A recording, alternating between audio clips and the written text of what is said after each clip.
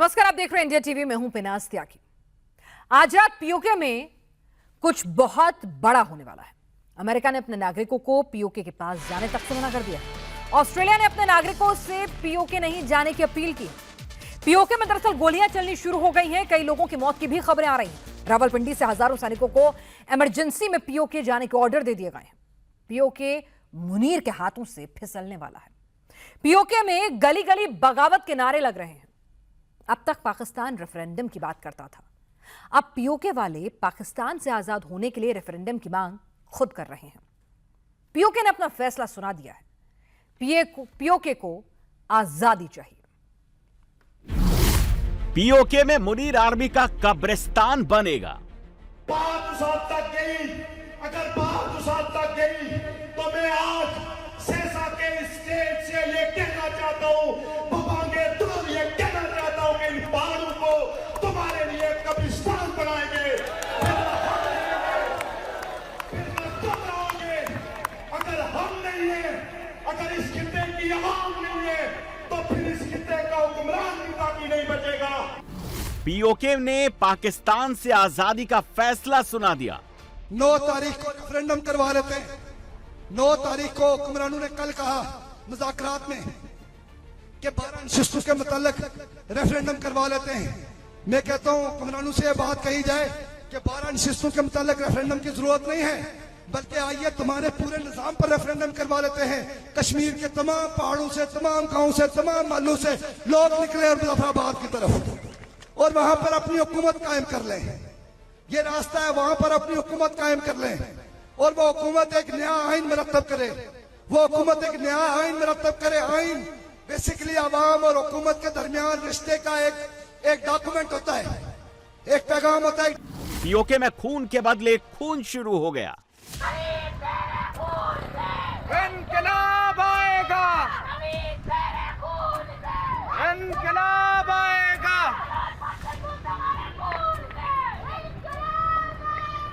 हम तुम्हारी गोलियों के सामने अपने सीने पेश करके अपनी आने वाली नस्लों को गैरत और जुर्रत की राह दिखाना चाहते हैं, इसलिए हम तुम्हें दावत देते हैं। अपने खून का आखिरी कितना बारे के लिए इनकी ये भूल है। हमें इन फोर्सेस से डराने वाले, तुम फोर्सेस लाना चाहते हो, लेके आओ, लड़ेंगे तुमसे। तुम यहाँ पे अगर नीम फौजी दस्ते लाना चाहते हो, लेके आओ, लड़ेंगे तुमसे। अगर तुम यहाँ पे फौज लेके आना चाहते हो, लेके आओ, लड़ेंगे तुमसे। तुम 10-20 हजार की बात क्या करते हो, तुम 50,000 5 लाख लेके आओ, लड़ेंगे तुमसे। लड़ोगे, लड़ोगे, लड़ोगे, किसी का मुकाबला करोगे, किसी का मुकाबला करोगे। तुम्हारे पास जितना असलिया है, उससे ज्यादा हमारे पास इरादा है, जिस इरादे के साथ हम तुमसे लड़ेंगे। पीओके की गली गली में मुनीर से बगावत। ब्रिगेडियर भाई को कुत्ता कहना कुत्ते की तौहीन है। ब्रिगेडियर भाई को कुत्ता कहना कुत्ते की तौहीन है। अहमद रांझा को कुत्ता कहना कुत्ते की तौहीन है। अगर इससे बचना चाहते हो तो फौरी हमारे साथियों को रहा करो, और इनके भी रेंजर्स के एहलकार भी हमारी कस्टडी में है। ऐसा नहीं है। इस जर्नैल को आपने शिकस्त देनी है। जीबी के लोगों ने भी शिकस्त देनी है और आजाद कश्मीर के लोगों ने भी शिकस्त देनी है। इनके फॉर्म 47 के निजाम को शिकस्त देनी है आप लोगों ने। मुजफ्फराबाद, मीरपुर, बाग, कोटली, गिलगिट, बाल्टिस्तान, पीओके का कोई ऐसा इलाका नहीं है जहां पर सड़क पर मुनीर के खिलाफ विद्रोह न हो रहा हो। ऐसा पहली बार हो रहा है जब पूरा का पूरा पीओके मैदान जंग में उतर आया हो। उठो लोगों, बगावत से कयामत का समा कर दो। उठो लोगों, बगावत से कयामत का समा कर दो, कि ये खामोश रहने की आदत तुम्हें मार डालेगी। रियासत घर बचानी है, सियासत छीन लो इनसे। रियासत घर बचानी है। केसरिया से मन जोगी हुआ रे, दिल झूमे देखो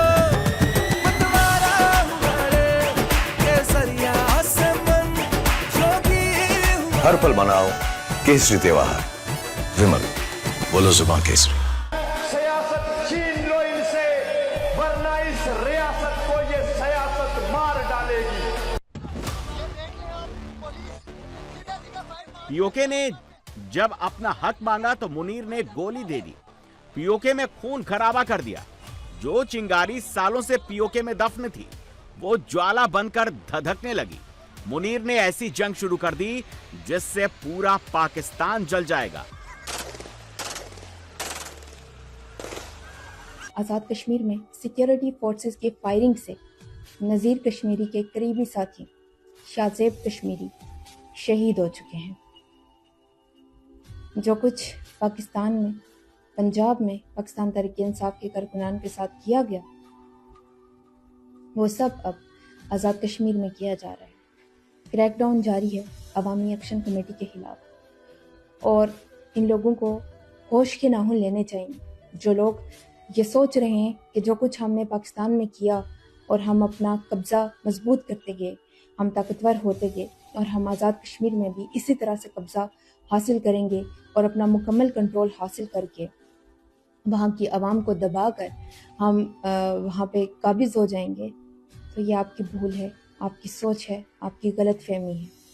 जो कुछ आप लोग वहाँ पे कर रहे हैं, आपको खुद भी नहीं पता कि आप किस आग में कूद रहे हैं, और आप लोग अकेले इस आग का हिस्सा नहीं बनोगे, आप पूरे पाकिस्तान को लेकर इस आग में चलोगे।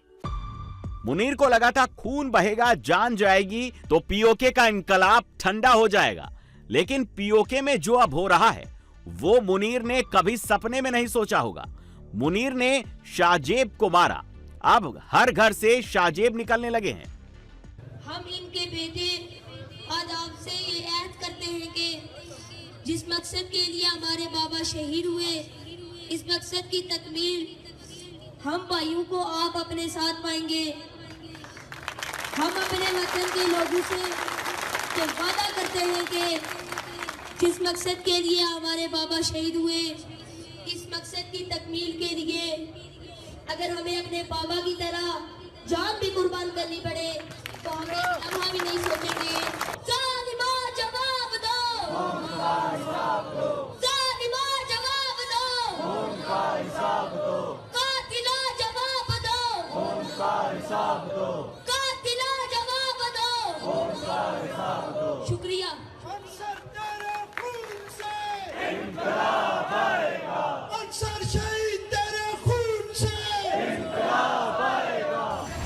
मुनीर पीओके वालों को आपस में लड़वाना चाहता था। वर्दी पहने पीओके वालों से अपने लोगों पर गोली चलवाना चाहता था। लेकिन पीओके वालों ने पाकिस्तान का टोटल बायकॉट का फैसला लिया है। कि आजाद कश्मीर के सिपाहियों, आप रियासत की पुलिस हो।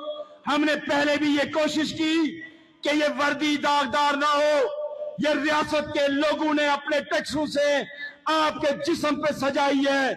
आप हमारे भाई हैं और हम उम्मीद रखते हैं कि आप गैरों की कहने पे, हुक्मरान कमाशतू के कहने पे, अपनी आवाम पे गोलियों के वो बुछाड़ करने के लिए अब की बार इस्तेमाल नहीं होंगे।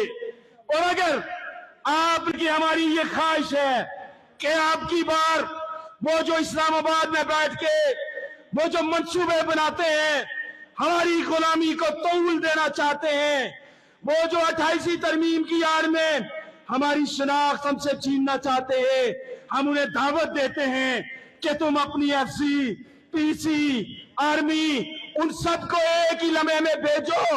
हम मुकाबले के लिए तैयार हैं।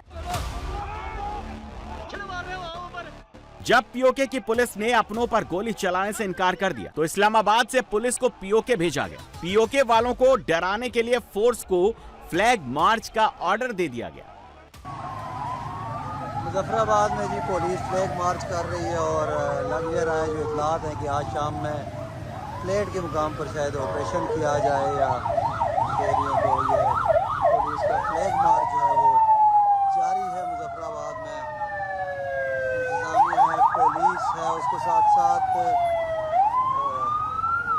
ज़िले इंतजामिया है, पुलिस के आला ऑफिसरान हैं, रेंजर्स की गाड़ियां हैं।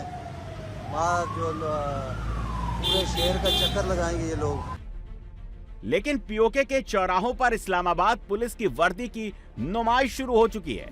मुनीर को मैसेज दे दिया गया है, जहां पर वर्दी वाले देख रहे हैं उनको ढूंढकर पीटा जाने लगा। आपको किसने भेजा है? नहीं, मेरा बात सुनो, हमारे पास वो बोले उधर जाओ, एहतजाज का ऑर्डर है। हाँ। मैं इधर ही आया था।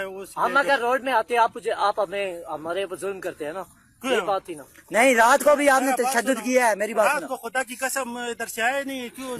नहीं, ये कौन आपकी खुद आपने कश्मीर का पुलिस है ना, कश्मीर का पुलिस का भेजा किसने? उधर से भेजा है, लेकिन हम भेजा किसने आपको? कौन से? प्लीज लो सबूत भेजने, प्लीज लो। नहीं यार, कमीज नहीं लानी, किसी का नहीं तशद्दुद नहीं करनी। खलो एक मिनट, खलो मार दिया, हेलो पाँव से मार, एक मिनट रुक जाओ, चार से मार दिया, अच्छा मारेगा नहीं, अच्छा मारेगा नहीं। मुनीर ने पीओके में 25,000 अतिरिक्त फौज भेज दी। एलओसी पर तैनात फौज को भी हाई अलर्ट कर दिया। पीओके पर सादी वर्दी में फौजियों को तैनात कर दिया गया है। मुनीर बहुत बड़ी साजिश रच रहा है। भारी मात्रा में हथियार पीओके पहुंचाए जा रहे हैं। यहाँ पे सिविलियन ने, यहाँ के जो मुकामी लोग थे, उन्होंने 2 गाड़ियाँ रोकी गई हैं और उनमें से भारी मिकदार में जो है वो असला बरामद हुआ है। ये भाई साहब हैं जो उस गाड़ी को ड्राइव कर रहे थे। कितना असला लोड किया हुआ था? यार वो बंदे थे 5-6, उनके साथ अपनी बंदूकें थे। वो कह रहे थे कि हमें वो बॉर्डर जाने का। आपकी गाड़ी में कोई चीज रखता है बंदा, ये गाड़ी किसकी? आपकी है? मेरी है। तो आपकी गाड़ी में कोई चीज लोड करता, आपको नहीं पता क्या रख रहा है, कितना रख रहा है? वो कह रहे थे कि हम वो बॉर्डर पे जा रहे हैं अपने वो केसरिया से मन जोगी हुआ रे, दिल झूमे देखो मतवारा हुआ रे, केसरिया से मन जोगी हुआ। हर पल मनाओ केसरी त्योहार। विमल, बोलो जुबान केसरी। मुल्क की खातिर, बाकी मुझे नहीं पता। पीओके में जो भी अपना हक मांग रहा है उसको एजेंट जासूस करार दिया जा रहा है। पीओके में हर आंदोलन को दबाने की कोशिश की जा रही है। इंसान मांगने निकल जाओ तो जो है हम फौरन जो है इंडिया के एजेंट हो जाते हैं। पैसा कमा लीजिए, मैं रोटी खाने के लिए पैसे लूं, लेकिन हम इंडिया के एजेंट हैं, मैं इंडिया पैसे देता। लेकिन इस बार पीओके वाले न डरने वाले हैं न दबने वाले। पीओके ने सिर पर कफन बांध लिया है। गुलामी की जंजीर तोड़ने का ऐलान हो गया है। वो जो दोस्त धमकियों से काम ले रहे हैं, जो डराना चाहते हैं, जो मारना चाहते हैं, उनसे भी कहना चाहता हूँ कि तुम्हारी जितनी दोस्त धमकियां हैं, तुम्हारे जितने डरावे हैं, तुम्हारे जितनी बदमाशियां हैं, ये सारी की सारी हमारे जूते की नोक पर है। हम इस जमीन पर तुम्हारा इख्तियार, हम इस जमीन पर तुम्हारा तसल्लुत, हम इस जमीन पर तुम्हारा कब्जा, हम अपनी जमीन पर तुम्हारा कब्जा किसी सूरत बर्दाश्त नहीं करेंगे। किसी सूरत तुम्हारी ये गैर कानूनी हुकूमत बर्दाश्त नहीं करेंगे, किसी भी सूरत। पीओके की गलियों में जो नारे लग रहे हैं, जो लाउड स्पीकर से ऐलान हो रहा है, वो बहुत बड़ी जंग का इशारा है। पीओके ने मुनीर की मौत का फैसला सुना दिया है।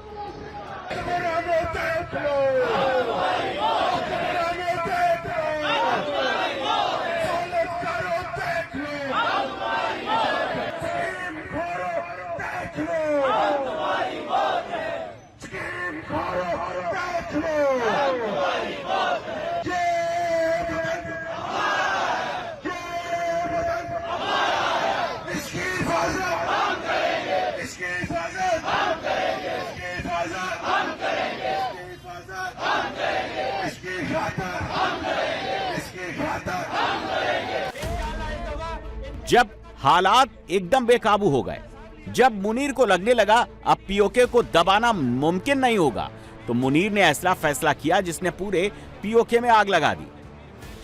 मुनीर ने पीओके की सबसे लोकप्रिय ज्वाइंट आवाम कमेटी को आतंकवादी संगठन तक घोषित कर दिया।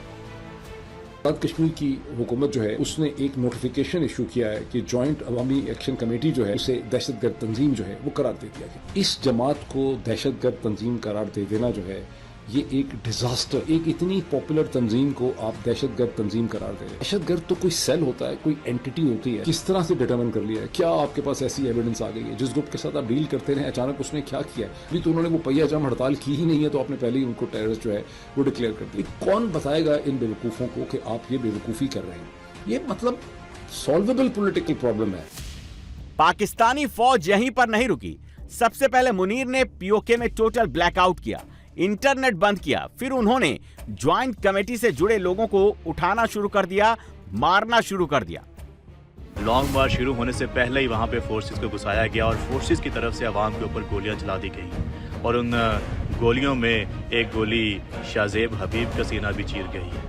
शाहजेब हबीब को जो गोली लगी है वो इंडियन की तरफ से नहीं आई, अफगानी आर्मी की तरफ से नहीं आई, अपनी फोर्सेस ने शाहजेब को शहीद किया है, अपनी फोर्सेस ने शाहजेब की जान ली है। पता नहीं ये इनके हाथ इतने खुल गए हुए हैं कि हमारे सिविलियंस के ऊपर गोली चलाते हुए बिल्कुल भी डरते नहीं। क्या ये अपने बच्चों के ऊपर गोली चला सकते हैं? कैसे चलाएंगे अपने बच्चों को? तो इन लोगों ने हमारे भी हकूक दिए हुए हैं, इनके बच्चे तो कभी एहतजाज करेंगे ही नहीं। सिविलियंस को गोलियां मारना, उनको शहीद करना इनका कारोबार बन चुका हुआ है। इनको भाई ऊपर से आर्डर आता है कि भाई मारना है तो मारना, ये मार देते हैं। इनके अंदर कोई इंसानियत नहीं है। वर्दियां पहनी हुई हैं, अपने आप को जनाब ये मुहाफिज कहते हैं और अपने मासूम सिविलियंस जो अपने हकूक के लिए सड़कों के ऊपर निकल रहे हैं, आईनो कानून के मुताबिक उनका राइट है कि भाई उनके अगर हकूक छीने जाएं तो वो बाहर आके पूरा मन एहतजाज कर सकते हैं, लेकिन नहीं, हमारे ऊपर बैठे हुक्मरानों को ये बिल्कुल बर्दाश्त नहीं हो रहा। पूरी रात पीओके में गोलियां गूंजती रहीं, धमाके का शोर दूर तक सुनाई देता रहा। जो लोग किस्मत से जिंदा बच जाएं, उन्होंने पीओके को मुनीर के धोखे की पूरी दास्तान सुनाई। दोनों तरफ से रेंजर और सीपीसी ने हमारा गिराव करके हम पे फायरिंग की। वो स्ट्रेट फायरिंग करते हुए जिसमें हमारे जख्मी भी हुए, मैं भी जख्मी हुआ और हमारा एक दोस्त भाई उस्तादी का जानदार जो था शाहजेब हबीब, वो वहाँ पे शहीद हुआ और इसी तरह और साथी भी जख्मी हुए और अभी क्योंकि ब्लीडिंग बहुत हो गई है मेरी। जब सुबह हुई तो पीओके की तकदीर और तस्वीर दोनों बदली हुई नजर आई। पीओके ने पहली बार ऐलान किया उनके पास एक रास्ता है जो हिंदुस्तान की तरफ जाता है, जहां वाकई जन्नत है। मैं आपको बताऊं, हमारे पास एक और रास्ता है, ये इनकी भूल है। हमारे पास 33 नोट का रास्ता भी है, हम उस तरफ को भी जा सकते हैं। और टमाटर हिंदू नहीं होता, टमाटर का कोई मजहब नहीं है और केला भी जो है वो मुसलमान नहीं होता। ये इन चीजों के कोई, ये पहले अगर ये चाहते हैं तो ट्रेड होता है, ये चाहते तो बंद कर देते हैं। अगर इन्होंने बात नहीं मानी तो फिर हमारे पास दूसरा रास्ता है, फिर वो रास्ते खुलवाएंगे, फिर उधर से मंगवाएंगे हमारे दूसरे के साथ। हमारे लिए ये मसला नहीं, हमारे पास बहुत ऑप्शन मौजूद है, इनके पास ऑप्शन कम है। 40 लाख लोग, ये पाकिस्तान हुकूमत को ध्यान में रखनी चाहिए, 40 लाख लोग मोर्चों में बैठे हुए हैं और आप आराम से सोए हुए हैं इस्लामाबाद में। अगर हम 40 लाख लोग नहीं होते आजाद कश्मीर के, कोई बना के जहाँ पे देखा था ये जो आपने कोटा काट में प्लांट बनाया हुआ है, ये इसलिए आपने बनाया कि आपको बिना तनख्वाह सिपाही मिले हुए। ये 40 लाख आपको ध्यान में पता है कि इनको मार के ही कोई आगे आएगा, इसलिए हमने बहुत कुर्बानियां दे दी है। अब तुम्हारी बारी, हमारी बारी खत्म हो गई है। 1947 से लेकर अब तक पीओके पाकिस्तानी सेना के कंट्रोल में है। पीओके में क्या होगा क्या नहीं होगा, इसका फैसला पाकिस्तानी सेना ही करती है। पीओके वालों को सिर झुकाकर चलने की आदत पड़ गई है। आसिम मुनीर और उसकी फौज का ख्याल है कि कश्मीरी जो हैं वो बुज़दिल हैं और वो बंदूक के जोर के ऊपर जो है दबाए जा सकते हैं।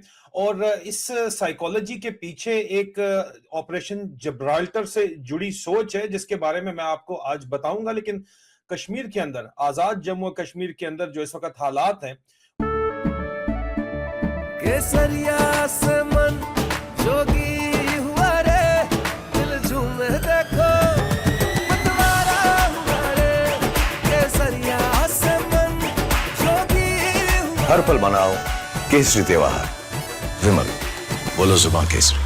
उनको देखते हुए फौज ने डंडा चलाने का जो इरादा किया है, वो सिर्फ जो सतही तौर के ऊपर चीजें नजर आ रही हैं, सिर्फ वो चीजें नहीं है। कश्मीर में इस वक्त आग लगी हुई है। कश्मीर की आवाम को दहशतगर्द करार दे दिया गया है। जो पाकिस्तान के अंदर पाकिस्तान की अफवाज, पाकिस्तान जो अब फौजिस्तान से खोतिस्तान बन चुका है, उसका सबसे पसंदीदा फार्मूला है कि जो भी हक मांगे उसको दहशतगर्द करार दे दो या इंडियन एजेंट करार दे दो या इस्राएली एजेंट करार दे दो, लेकिन उसको उसका हक नहीं देना।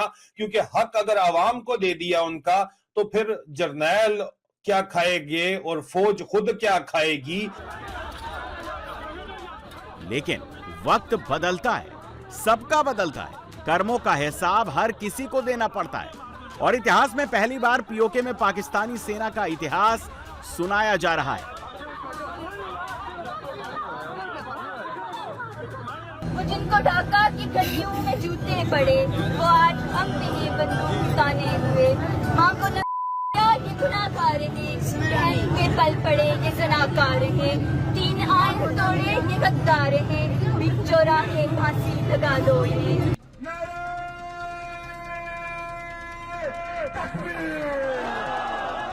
किसी भी आंदोलन की बगावत की शुरुआत बंद कमरों से होती है।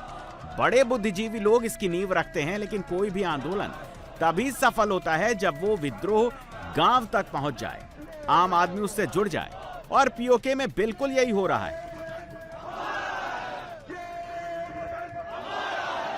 DGSPR साहब, मैं एक देहाती अनपढ़ हूँ, चिट्टा अनपढ़ जाहिल हूँ, कोई मेरे पास तालीम नहीं है। एक चीज़ जानता हूँ सर जी, आप कुरान मजीद पे हाथ रख के कह सकते हैं सियासतदान आप लोगों को धकेल रही है सियासत में? आप कुरान मजीद पे हाथ रख के कह सकते सर, आप लोग खुद आपको धकेल रहे हो सियासत में। आप खुदारा कुरान मजीद पे आज के बाद हाथ रख के, हमारा कोई सियासत से लेना देना नहीं है, ना 78 बस से था, ना है, ना रहेगा। कह दो, कौम से माफ़ी मांग लो, अभी भी वक्त है। देहात में देहाती अनपढ़ आदमी हूँ, खुदा की कसम लोगों को देखता हूँ अपने फौज के खिलाफ में बातें कर रहे, मेरा दिल गवारा नहीं करता, क्योंकि आप लोग खुद इस तरह मुदाखलत करते हो, लोगों को मजबूर करते हो। अब पाकिस्तान में पाकिस्तानी आर्मी का विरोध नहीं होता है, उनसे लोग गुस्सा नहीं है, बल्कि गुस्सा नफरत में बदल चुका है, विरोध विद्रोह में तब्दील हो चुका है। रियासत घर बचानी है, सियासत छीन लो इनसे। पाकिस्तान में अब वो वक्त दूर नहीं जब सेना की वर्दी सरेआम फाड़ी जाएगी, जनरल कर्नल सब वर्दी उतार कर भागेंगे। नौजवानों की एक बहुत बड़ी तादाद जो है वो नाराज हो रही है पाकिस्तान की रियासत से। ये बात पाकिस्तान की रियासत और रियासती इदारों को समझनी पड़ेगी। बलोच नौजवान आपसे नाराज है, पश्तून नौजवान आपसे नाराज है, कबायली नौजवान आपसे नाराज है, पंजाब का नौजवान भी आपसे नाराज है, और अब गिलगित बल्तिस्तान और कश्मीर के अंदर भी आप यही सारा कुछ करते चले जा रहे हैं। ये नफरत बढ़ती चली जाएगी। आप ताकत से कुछ अरसा कंट्रोल जरूर कर लेंगे, लेकिन एक दिन ये लावा फट जाएगा। आप हमेशा ताकत के बलबूते के ऊपर मुसल्लत नहीं रह पाएंगे। पीओके में हालात इतने नाजुक हो चुके हैं, ऑस्ट्रेलिया ने अपने नागरिकों को पीओके से दूर रहने के निर्देश दिए हैं। अमेरिका ने भी पीओके से दूर रहने की अपील की है, 9 जून के प्रोटेस्ट को वजह बताई है। जब दुनिया भर से ऐसे गाइडलाइंस आती हैं, तो इसका मतलब साफ है, इस बार कुछ बहुत बड़ा होने वाला है। आज हम बाहर ना निकले तो हमें मार दिया जाएगा, खत्म कर दिया जाएगा, इस रियासत को खत्म कर दिया जाएगा, इस रियासत की शनाख्त को खत्म कर दिया जाएगा। बहैसियत कश्मीरी मेरी और आपकी जिम्मेदारी बनती है कि अपनी रियासत की खुशहाली को बहाल रखते हुए, रियासत की सालमियत को बहाल रखने के लिए हमें जुड़े रहना पड़ेगा।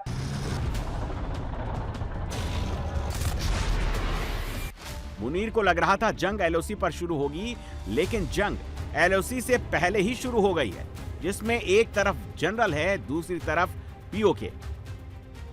जर्नैलों को शिकस्त देने का पहला मौका मिला है जीबी के लोगों को, और आगे मिलने जा रहा है आजाद कश्मीर के लोगों को। क्या ये मौका वो जाने देंगे?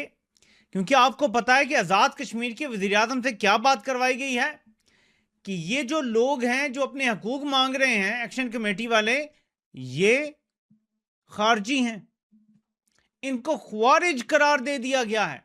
गिलगित से लेकर और गवादर तक दरमियान में जो भी अपने हकूक मांगता है वो ख्वारिज डिक्लेयर कर दिया जाता है। यानी पाकिस्तान में सवाए फौजी जर्नैलों के हर बंदा ख्वारिज है। जब एक जर्नैल दीन का गलत इस्तेमाल करता है, जब एक जर्नैल दीन को और अल्लाह की भेजी गई जो आयतें हैं जो कुरान में हैं उनका गलत इस्तेमाल करता है, उनको अपने मफादात के लिए तोड़ मोड़ के इस्तेमाल करता है, तो फिर ये नतीजा सामने आता है। आसिम मुनीर ने पीओके में तो फौजें भेज दी, लेकिन लंदन में कौन सी फौज भेजेगा, जहां पर पीओके वालों ने दूसरा फ्रंट खोल दिया है। मुनीर को इंटरनेशनल प्लेटफॉर्म पर बेनकाब किया जा रहा है। हमें ये समझना चाहिए कि पाकिस्तानी जर्नल जो है, जो खेल गिलगित-बल्तिस्तान में ख्वाहिशान ने दुरुस्त कहा, जो पाकिस्तान में खेलते रहे हैं 1947 से ऑनवर्ड, जिन्होंने बंगाल के साथ जो सबसे पहले जम्मू कश्मीर के अंदर 1947-48 में जो खेल खेला गया और बाद में फिर जो बंगाल के साथ इन्होंने किया, वो पाकिस्तानी जर्नलों ने किया। पाकिस्तान के अवाम के हम दुश्मन नहीं है, न थे, न है, न आइंदा होंगे। हम ये समझते हैं कि रियासत पाकिस्तान के ऊपर जो काबिज जर्नल है, उन्होंने जो है वो न सिर्फ पाकिस्तान को जो तबाह बर्बाद किया, बल्कि उन्होंने जम्मू कश्मीर को भी तबाह बर्बाद करके रख दिया है। हम ये समझते हैं कि गिलगित बल्तिस्तान में जो खूनी खेल पिछले 70 सालों से खेला जा रहा है, वो पिछले 3-4 सालों से जो है वो हमारे नाम आजाद कश्मीर के अंदर भी खेला जा रहा है। आज भी सैकड़ों हमारे साथी जो है वो गिलगित बल्तिस्तान के अंदर जेलों में है। कल जो है वो रावलाकोट के अंदर होने वाला वाक़ा सिर्फ एक वाक़ा नहीं है। आप उस मेंटेलिटी का देखें, अस्कार देखें कि आप किसी को भी राह चलते हुए रोकेंगे, आप उसकी गाड़ी पे स्ट्रेट फायर करेंगे, सिर्फ इसलिए कि वो भगवान के दूर लाके ये कहता है कि मेरी जदोजहद पुरअमन है। इस वक्त पाकिस्तान में हर जगह आग लगी हुई है। खैबर पख्तूनख्वा में मुनीर के खिलाफ विद्रोह जारी है। बलूचिस्तान आजादी के लिए जंग लड़ रहा है और अब पीओके में भी ऐलान जंग हो गया है। पाकिस्तान के टुकड़े टुकड़े होने का वक्त आ गया है। 55 साल पहले एक जनरल की वजह से बांग्लादेश अलग हुआ था। 55 साल बाद एक और जनरल पाकिस्तान के टुकड़े कराने को तैयार है। मुस्तफा ने अब पड़ोसियों पर सबसे घातक बैलिस्टिक मिसाइल चला दी है। कुवैत और बहरीन में इमाद मिसाइल से हमला बोल दिया गया। किम जोंग उन ने अचानक से बैलिस्टिक मिसाइल बनाने वाली फैक्ट्री का दौरा किया, प्रोडक्शन 2.5 गुना बढ़ाने के आदेश दे दिए। पुतिन ने ऑरिश्विक मिसाइल का टेस्ट करने के बाद लंदन और पेरिस को सख्त लहजे में चेतावनी दी। ट्रंप ने कई महाद्वीपों तक मार करने वाली मिसाइल का 2 बार टेस्ट किया। तो क्या युद्ध में अब हार जीत बैलिस्टिक मिसाइलों से ही तय होने वाली है? इसी पर देखिए हमारी फुल डिटेल इस रिपोर्ट में।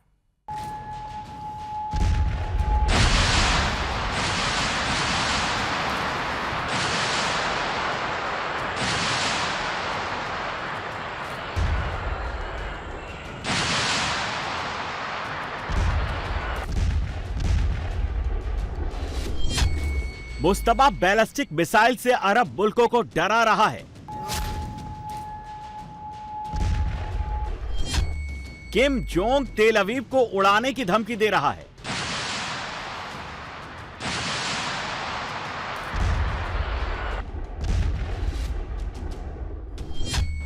पुतिन लंदन और पेरिस को खाक में मिलाने की बात कर रहे हैं।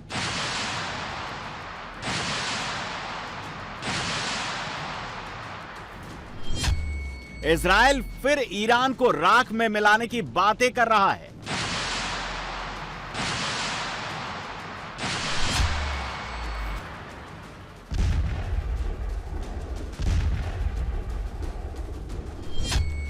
ट्रंप मिनटमैन 3 बैलिस्टिक मिसाइल का खौफ दिखा रहे हैं।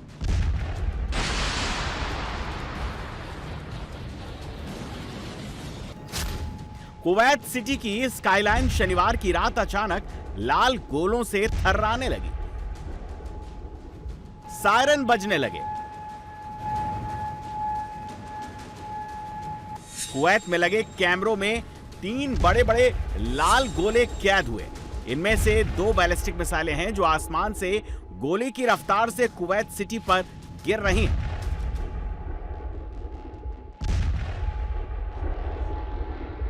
कुवैत में लगे एयर डिफेंस सिस्टम ने इन मिसाइलों को इंटरसेप्ट करने यानी आसमान में ही मार गिराने के लिए मिसाइलें दागी, जो नीचे से आसमान की तरफ तेजी से बढ़ रही हैं।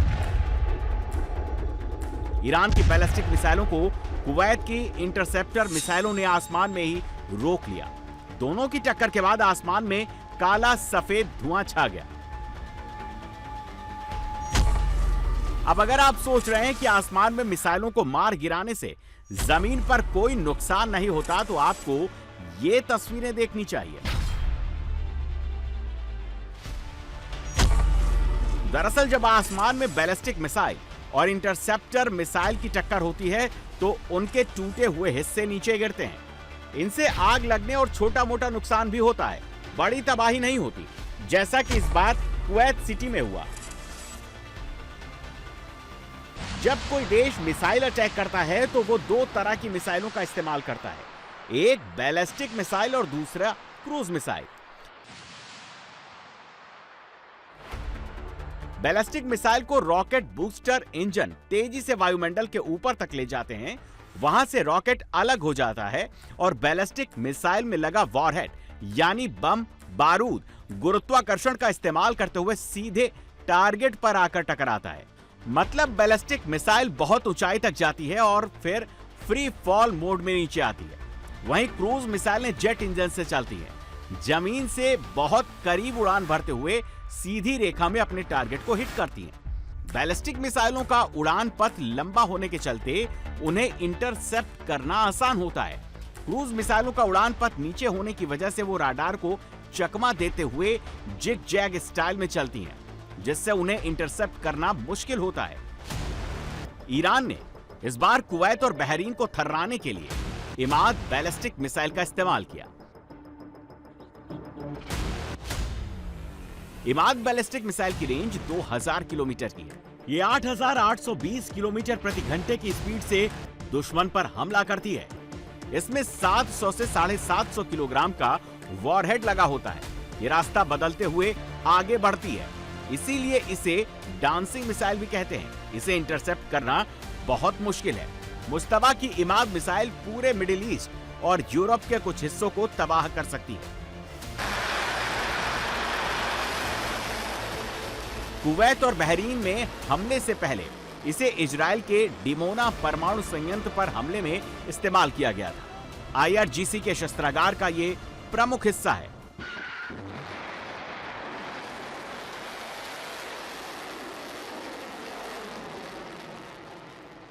On Saturday, Kuwait and Bahrain said that Iran had launched ballistic missiles as well as drones towards them. Most, they said, were intercepted.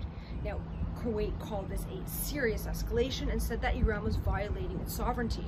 Their comments came just hours after the US military said that it had shot down Iranian missiles as well as drones that were headed towards the Strait of Hormuz as well as to its Gulf allies while it was striking targets in Iran.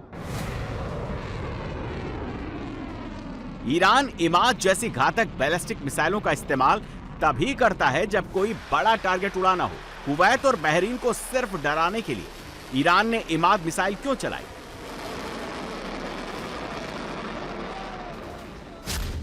Mustafa ने Trump और Netanyahu को message दिया है कि उसके पास इमाद जैसी घातक मिसाइलों का स्टॉक मौजूद है।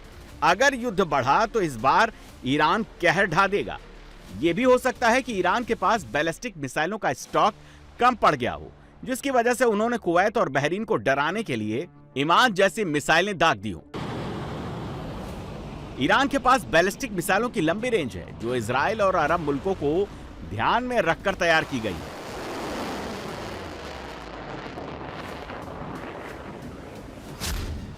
ईरान की खुर्रम शहर 4 बैलिस्टिक मिसाइल 2000 किलोमीटर तक तबाही मचा सकती है, 1500 किलो पेलोड ले जा सकती है।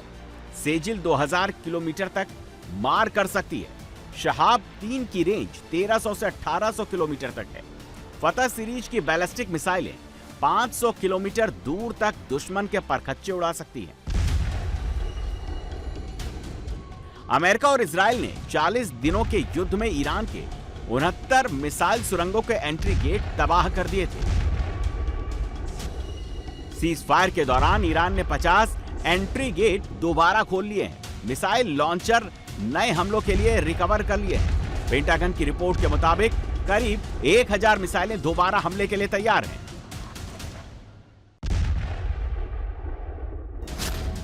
ट्रंप और नेतन्याहू की टेंशन बढ़ाने के लिए किम जोंग उन ने बड़ा धमाका कर दिया है। किम ने धमकी दी है, अगर ट्रंप ने ईरान पर एटमी बैलिस्टिक मिसाइल चलाई, उत्तर कोरिया भी वॉशिंगटन और तेल अवीव को एटमी बैलिस्टिक मिसाइल से उड़ा दे। किम कोई गीदड़ भपकी नहीं दे रहा है, वो बहुत सीरियस है। यकीन नहीं होता तो ये तस्वीरें देख लीजिए। किम जोंग उन उत्तर कोरिया की बैलिस्टिक मिसाइल फैक्ट्री में प्रोडक्शन चेक करने आया है। फैक्ट्री में एक एक काम को बहुत बारीकी से देख रहा है। किम ने बैलिस्टिक मिसाइलों का प्रोडक्शन 2.5 गुना बढ़ाने का आदेश दिया है। वो इन्हें रूस और ईरान जैसे अमेरिका के दुश्मन मुल्कों को बेचना भी चाहता है। उत्तर कोरिया के सनकी तानाशाह किम जोंग के पास बैलिस्टिक मिसाइलों की लंबी रेंज है जो अमेरिका और मिडिल ईस्ट में महाविनाश ला सकती है। किम के जिन परमाणु बम को ले जाने वाली बैलिस्टिक मिसाइलों से ट्रंप थर्राते हैं उनमें हवानसोंग 19 सबसे लेटेस्ट है जो ठोस ईंधन से चलती है और 15,000 किलोमीटर दूर अमेरिका के न्यूयॉर्क और वॉशिंगटन डीसी जैसे शहरों को समतल कर सकती है। किम की हवानसोंग 18 मिसाइल भी 15,000 किलोमीटर दूर अमेरिका के कई शहरों को टारगेट कर सकती है। किम की हवानसोंग 17 मिसाइल को मॉन्स्टर मिसाइल कहा जाता है जिसकी रेंज 15,000 किलोमीटर से अधिक है। ये एक साथ कई बम लेकर उड़ान भर सकती है।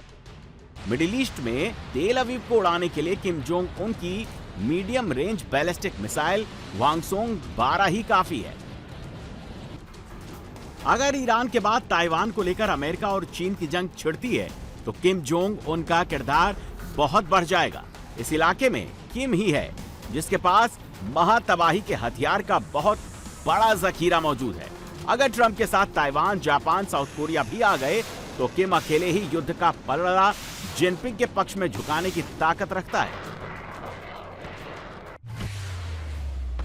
ईरान को कंट्रोल कर पाने में फेल ट्रंप कई बार महाविनाश की धमकी दे चुके हैं।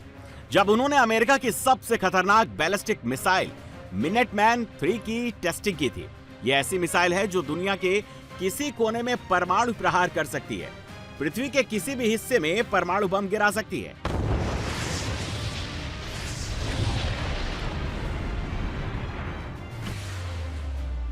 ट्रंप की मिनटमैन 3 इंटरकॉन्टिनेंटल बैलिस्टिक मिसाइल है। इसकी रेंज 10,000 किलोमीटर है।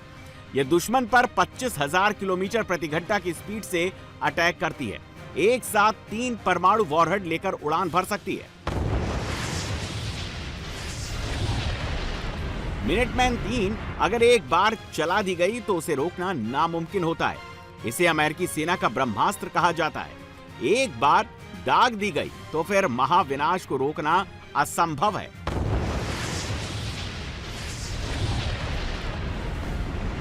इसके अलावा अमेरिका के पास पनडुब्बी से लॉन्च की जाने वाली बैलिस्टिक मिसाइलें हैं। अमेरिका की ट्राइडेंट 2 बैलिस्टिक मिसाइल 12,000 किलोमीटर तक मार कर सकती है। यह बहुत सटीक निशाने से प्रहार करती है। मार्जिन ऑफ एरर सिर्फ 90 मीटर का है। यह अमेरिका की ओहियो क्लास परमाणु पनडुब्बी में तैनात है। ईरान के खिलाफ जंग में ट्रंप ने इसकी तैनाती अरब सागर में कर रखी है, हालांकि इनका इस्तेमाल नहीं किया गया। इजराइल वैसे तो हवाई युद्ध के लिए जाना जाता है। वो दुश्मन पर आए दिन एयर स्ट्राइक करता है, लेकिन इजराइल के पास भी बैलिस्टिक मिसाइल की लंबी रेंज तो नहीं है, मगर जो बैलिस्टिक मिसाइलें हैं वो ईरान से कई गुना ज्यादा ताकतवर हैं।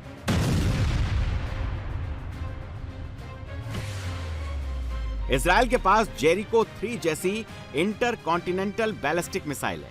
इसकी रेंज 6,500 किलोमीटर है। यह परमाणु वॉरहेड ले जाने में सक्षम है। इसी सीरीज की Jericho 2 medium range ballistic missile भी इजराइल के जखीरे में है।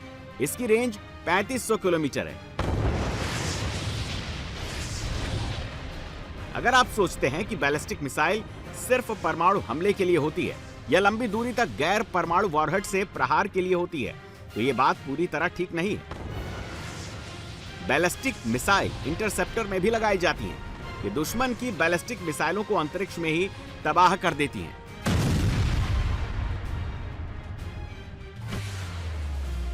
इजराइल के एरो 3 एयर डिफेंस सिस्टम में जो बैलिस्टिक मिसाइल इस्तेमाल होती हैं वो बहुत ताकतवर हैं।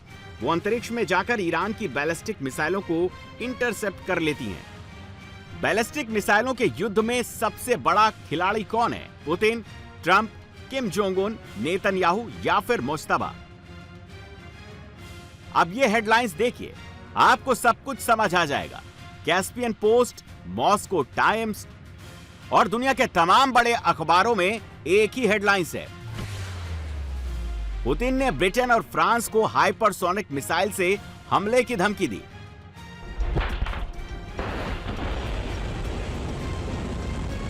पुतिन ने ईयू और 26 देशों को बहुत सख्त लहजे में चेतावनी दी है। अगर यूक्रेन को हथियारों की सप्लाई यूरोपीय देशों ने जारी रखी तो रूस ओरेशनिक मिसाइल से यूरोप के तमाम बड़े शहरों को उड़ा देगा।